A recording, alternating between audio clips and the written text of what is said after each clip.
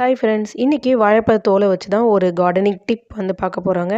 So வாழைப்பழ தோலை வந்து நல்லா குட்டி குட்டியாக கட் பண்ணி எடுத்துக்கலாம். தோல் வந்து நல்லா முங்குற அளவுக்கு நம்ம வந்து ஃபுல்லாக தண்ணி ஊற்றி கொதிக்க வச்சிடலாங்க. ஸோ இது வந்து நைட்டு நம்ம வந்து பண்ணி வச்சிடணும். தண்ணி நல்லா கொதிச்சதும் ஒரு தட்டு போட்டு க்ளோஸ் பண்ணிடலாங்க. அடுத்த நாள் காலையில் தண்ணியை வேற ஒரு பெரிய பாத்திரத்துக்கு வந்து மாற்றிட்டு அதில் அந்த தோலை வந்து நல்லா புழிஞ்சு நம்ம வந்து எடுத்துக்கலாங்க. ஸோ இப்போ இந்த தண்ணியில் நம்ம நார்மல் வாட்டர் கொஞ்சமாக ஆட் பண்ணிக்கலாம். ஸோ ஆட் பண்ணிவிட்டு இப்போ இந்த தண்ணி தான் நம்ம செடிக்கு வந்து ஊற்ற போகிறோங்க.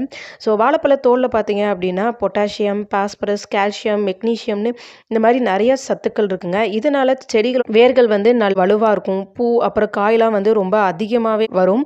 அதே மாதிரி இந்த தோலை வந்து நீங்கள் எந்த மாதிரி யூஸ் பண்ணலனாலும் பொடி பொடியாக கட் பண்ணி நம்ம மண்ணில் வந்து புதைச்சி அந்த மாதிரியும் வந்து வைக்கலாங்க. நீங்கள் இந்த தோலை வந்து தண்ணியில் ஊற வச்சுக்கலாம். நம்ம வந்து கொதிக்க வச்சோம், நீங்கள் ஊற வச்சும் ஊற்றலாம்.